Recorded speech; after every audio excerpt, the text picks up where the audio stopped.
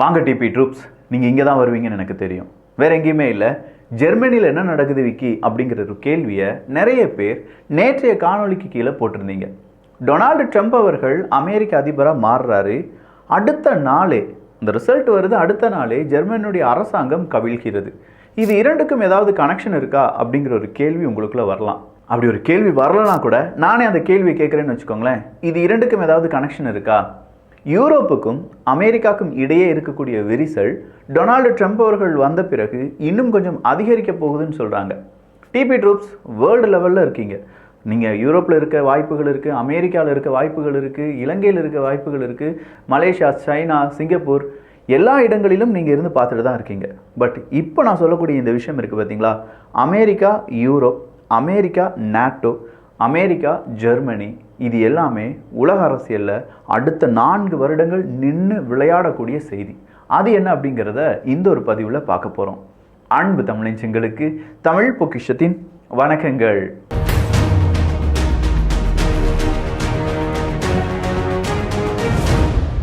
ஆனால் ஒன்றுப்பா, கிட்ஸ் பெஸ்டியை பற்றி விளம்பரம்லாம் போடவே இல்லை. யாருமே கேட்க மாட்டீங்களா, விளம்பரமே ஏன் போடலைன்னு? பார்த்துக்கலாம். ஸோ இப்போ நம்ம பார்க்க வேண்டியது என்ன அப்படின்னு பார்த்தீங்கன்னா, யூரோப் வர்சஸ் அமெரிக்கா. அது என்ன பிரச்சனை? யூரோப் வர்சஸ் அமெரிக்கா, யூரோப்புக்கும் டொனால்டு ட்ரம்ப் அவர்களுக்கும் ஆகவே ஆகாதா அப்படிங்கிற ஒரு கேள்வி உங்களுக்குள்ளே வரலாம். அதுக்கு நம்ம கவனிக்க வேண்டியது என்ன அப்படின்னா, நாட்டோ அமைப்பு தான். இந்த நாட்டோ அமைப்பு கண்டிப்பாக ஐரோப்பாவில் இருக்கக்கூடிய பல நாடுகளும் அமெரிக்காவினுடைய தலைமைத்துவத்துடன் இயங்கக்கூடிய ஒரு அமைப்பாக இருந்தால் கூட, கடைசியாக டொனால்டு ட்ரம்ப் அவர்கள் பிரசிடெண்ட்டாக வந்தாங்கன்னா ட்ரம்ப் ப்ரூஃப் நாட்டோ பாலிசி அப்படிங்கிற ஒரு பாலிசியை அவங்க கிரியேட் பண்ணாங்க. ட்ரம்ப் ப்ரூஃப், வாட்டர் ப்ரூஃப்னா வாட்டர் உள்ளே நுழையாது. அடுத்ததா புல்லட் ப்ரூஃப்னா புல்லட் உள்ளே நுழையாது. அப்போ ட்ரம்ப் ப்ரூஃப்னா நாட்டோ பாலிசிக்குள்ள ட்ரம்ப் நுழையாதபடி ஒரு பாலிசியை நம்ம உருவாக்க வேண்டும் அப்படிங்கிறது தான். இந்த ட்ரம்ப் ப்ரூஃப் நாட்டோ பாலிசி ஏன் உருவாக்கப்பட்டது அப்படிங்கிற ஒரு கேள்வி உங்கள் முன்னாடி நான் கொண்டு வந்தேன்னா, நீங்கள் சொல்ல வேண்டிய பதில், ரஷ்யா உக்ரைன் போரில் ரஷ்யாவுக்கு ஆதரவாக உக்ரைனுக்கு எதிராக ட்ரம்ப் அவர்கள் முடிவுகளை எடுப்பார். அப்படி முடிவுகளை எடுத்தார்னா என்ன நடக்கும்? இத்தனை வருடங்களாக, கடந்த 2-3 வருடங்களாக நடக்கக்கூடிய யுத்தம் தலைகீழாக மாறும். இவ்வளோ நாள் உக்ரைனை நம்பி, அமெரிக்காவினுடைய ஜோ பைடன் அவர்களை நம்பி பில்லியன் கணக்கான டாலர்ஸை உக்ரைனுக்கு உதவிகள் அப்படிங்கிற பெயரில் பல நாடுகள் செஞ்சிட்டு இருக்காங்க. ஒரு மனுஷன் வாராரு, ட்ரம்ப் அவர்கள் வந்த உடனே ஒட்டுமொத்தமாக உக்ரைனுக்கு இனிமேல் எங்கள் சப்போர்ட் கிடையாதுப்பா, இந்த யுத்தமே தேவையில்லாத ஆணி அப்படின்னு சொல்லிட்டார்னா, இவ்வளோ நாள் பில்லியன் கணக்கில் அந்த பணத்தை போட்ட நாடுகள், நிறுவனங்கள், நபர்கள், தொழில் அதிபர்கள், அவங்களுடைய நிலைமை என்ன, அவங்களுக்கான எதிர்காலம் என்ன அப்படிங்கிற ஒரு கேள்வி வரும்ல.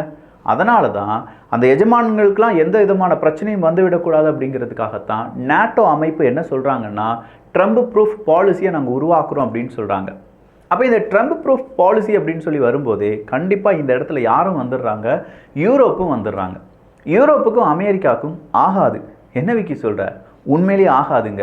சரி, இதெல்லாம் தெரிந்து கொள்வதற்கு முன்னாடி ஜெர்மனிக்கும் அமெரிக்காவுக்கும் என்ன தொடர்பு அப்படிங்கிறத சொல்லிடுவிக்கி, அதன் பிறகு யூரோப்புக்கும் அமெரிக்காவுக்கும் என்ன பிரச்சனை அப்படிங்கிறத நாங்களே யூகித்துக் கொள்வோம் அப்படின்னு சொல்கிறது உங்கள் மைண்டுக்குள்ளே வந்திருக்கும்.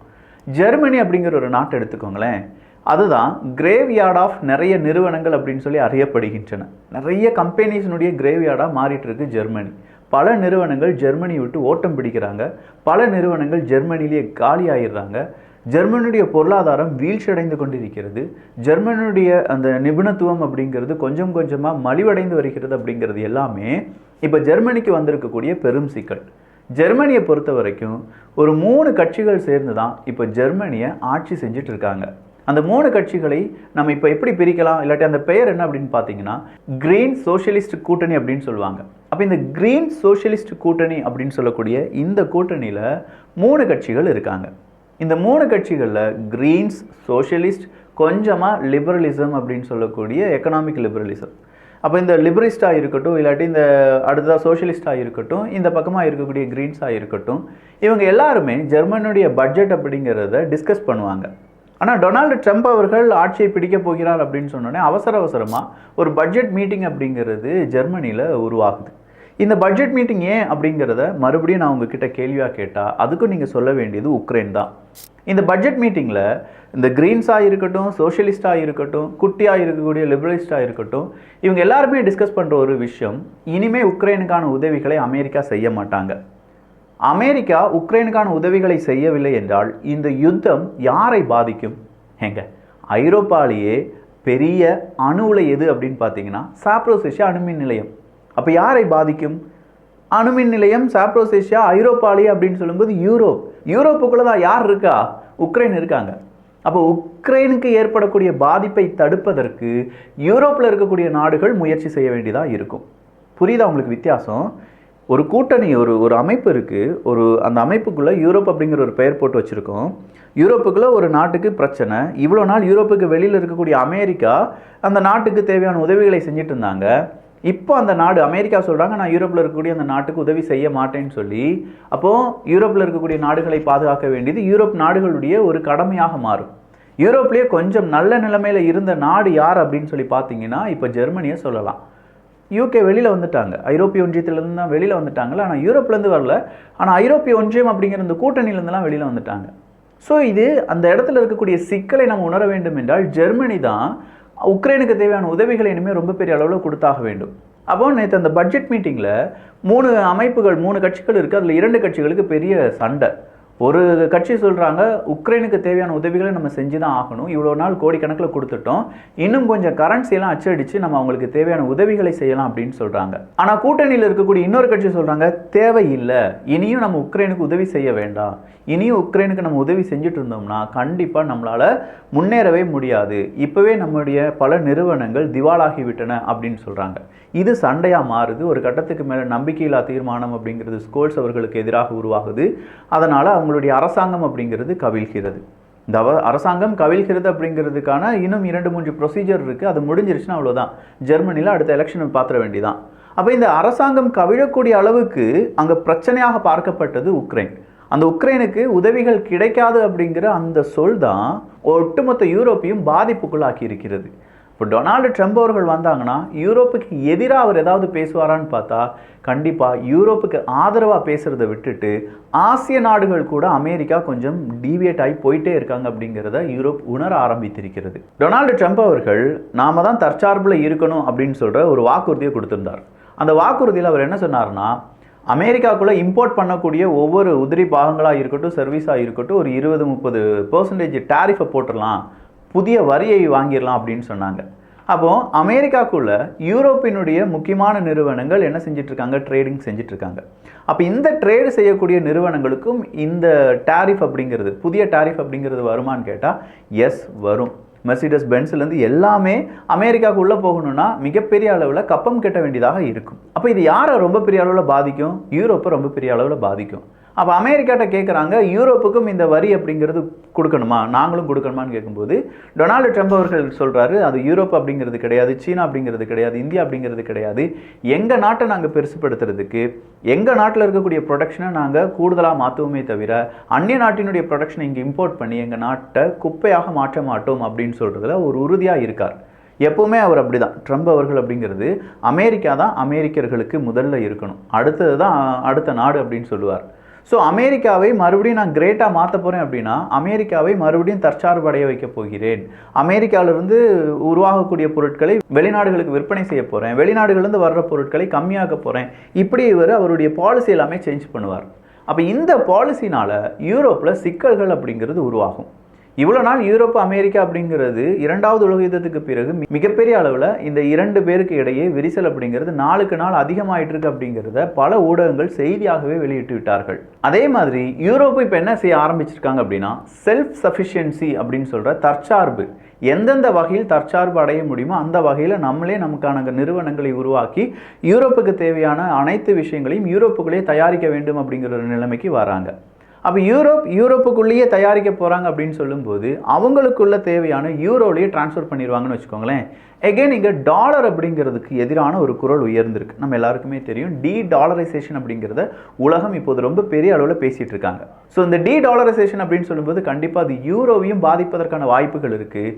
யூரோப்புக்குள்ளேயே நம்ம எல்லாமே செஞ்சிடும், செல்ஃப் சஃபிஷியன்சியாக மாறணும் அப்படின்னா யூரோவுக்கு நம்ம முக்கியத்துவம் கொடுப்போம் அப்படின்னு சொல்லி யூரோப் நினைக்கும் போது 100% டேரிஃபை நான் உனக்கு எதிராக போடுவேன்னு சொல்லி டொனால்டு ட்ரம்ப் அவர்கள் அன்பிரடிக்டபிள்ப்பா, அவர் இந்த முடிவு தான் எடுப்பார் அப்படிலாம் நம்மளால் சொல்லவே முடியாது. அப்படி ஏதாவது சொல்லிட்டாங்கன்னா மறுபடியும் யூரோப் அடி வாங்கும். ஆல்ரெடி ஜெர்மனி போன்ற நாடுகள், யூரோப்பில் பல நாடுகள் சிக்கலில் தவித்துட்டு இருக்கும்போது இந்த டொனால்டு ட்ரம்ப் அவர்களுடைய புதிய கொள்கை, அவருடைய அமெரிக்கா தான் ஃபர்ஸ்ட் அப்படிங்கிற பாலிசி, அமெரிக்காவினுடைய ஜாப் அமெரிக்கர்களுக்கு தான் அப்படிங்கிறது, இப்போவே நம்ம நிறைய H1B விசா எல்லாமே தடுமாறி இருக்கும், 10 லட்சம் பேருக்கும் அதிகமான நபர்கள் பாதிப்படைவார்கள் இப்படின்னு சொல்கிற செய்தியை இந்தியாவே சொல்ல ஆரம்பிச்சிட்டாங்க. ஆனால் அமெரிக்காவினுடைய நிலைப்பாடு ஓரளவுக்கு ஆசிய நாடுகளை சார்ந்து இருக்கக்கூடிய நமக்கே இவ்வளோ ஆப்பு இருக்குது அப்படின்னா, எந்த சார்பும் இல்லாமல் அமெரிக்கா யூரோப்பினுடைய பாலிசி இருக்கும்போது அவங்களுக்கு எவ்வளோ பெரிய எதிர்ப்புகளும் எதிர்வினைகளும் இருக்கும் அப்படிங்கிறத கொஞ்சம் யோசித்து பார்த்துக்கோங்க. இந்த ஒரு பதட்டம் தான் ஜெர்மனியில் வந்துச்சு. அந்த பதட்டம் காரணமாக தான் ஜெர்மனியில் மறுபடியும் ஒரு ஆட்சி கவிழ்ப்பு இல்லாட்டி ஆட்சி கலைதல் அப்படிங்கிறது உருவாகுது. இதே மாதிரி பல யூரோப் நாடுகளுக்கு சிக்கல்கள் அப்படிங்கிறது உருவாகி கொண்டே இருக்கின்றன. யூரோப்பில் நீங்கள் இருக்கீங்க அப்படின்னா கண்டிப்பாக உங்களுக்கு டொனால்டு ட்ரம்ப் அவர்கள் பிரசிடெண்ட்டாக வரும்போது அவருடைய பதவியேற்பில் இருந்து அடுத்த 6 மாதங்களுக்கு பெரிய சிக்கல் எல்லாமே உருவாகும். ஈவன் அமெரிக்காவினுடைய ஃபாரின் பாலிசியை 6 மாதத்துக்குள்ளே திடுதிப்புலாம் மாற்றி அமைக்க முடியாது. அதுக்கு நிறைய ப்ரொசீஜர் இருக்குது, நிறைய சுற்றுப்பயணத்தை மேற்கொள்ள வேண்டியதாக இருக்கும், நிறைய பேரை கன்வின்ஸ் பண்ண வேண்டியதாக இருக்கும். ஸோ 6 மாதங்கள் யூரோப்பில் இருக்கக்கூடிய டிபி ட்ரூப்ஸ் நீங்கள் மிகப்பெரிய அளவில் கொஞ்சம் ப்ரெஷர் குக்கரில் அவிஞ்சு இருக்கிற மாதிரி இருந்துக்கிட்டே தான் இருப்பீங்க. உங்களுக்கு எதிரான நிறைய செய்திகள் வெளியிடப்படும். மேற்குலகம் அப்படின்னு சொல்கிறத 2ஆக பிரித்து பார்க்க வேண்டியதாக இருக்கும். ஒன்று யூரோப், இன்னொன்று அமெரிக்கா சார்பு இருக்கக்கூடிய நாடுகள் அப்படின்னு சொல்லி. இதை சரியாக பயன்படுத்துவதற்கு ரஷ்யா போன்ற நாடுகளும், இதை இன்னும் கொஞ்சம் விரிவுபடுத்துவதற்கு, இந்த அழுத்தத்தை இன்னும் அதிகப்படுத்துவதற்கு சீனா போன்ற நாடுகளும் முயற்சி செய்யும். இதுலேருந்து யூரோப் எப்படி தப்பிக்கும் அப்படிங்கிறது தான் பெரிய ஒரு கேள்வி. நம்ம முதல்லயே சொல்லியிருந்தோம், பல நாட்களாகவே சொல்லக்கூடிய ஒரு கருத்து இருக்குது. எகெயின் நான் சொல்கிறேன், ரஷ்யா உக்ரைன் போரில் தோற்றதோ வென்றதோ இங்கே ரஷ்யாவோ உக்ரைனோ கிடையாது. ஆனால் தோற்றது யூரோப்பு தான். அது பெரிய அளவில் உலக அரசியலில் மாற்றத்தை ஏற்படுத்தும். அந்த மாற்றத்திற்காக காத்திருங்கள். நான் சொல்கிறதுல ஏதாவது தவறுகள் இருக்குது, இல்லை நான் ஏதாவது திருத்திக் கொள்ள வேண்டும் அப்படின்னு நினச்சிங்கன்னா நீங்களும் கீழே கருத்துக்களை பதிவு செய்யலாம். ஸோ இந்த ஒரு காணொலி எப்படி இருந்துச்சு அப்படிங்கிற உங்களுடைய கருத்துக்கள், கமெண்ட்ஸ் இங்கே வரவேற்கப்படுகின்றன. நல்லதை பகிர்ந்து, இது நல்லதுன்னு உங்களுக்கு தோணுச்சுன்னா நீங்கள் 4 நண்பர்களுக்கு பகிரலாம், ஷேர் பண்ணலாம். நல்லதை பகிர்ந்து நல்ல சமுதாயத்தை உருவாக்குவோம். நன்றி, வணக்கம்.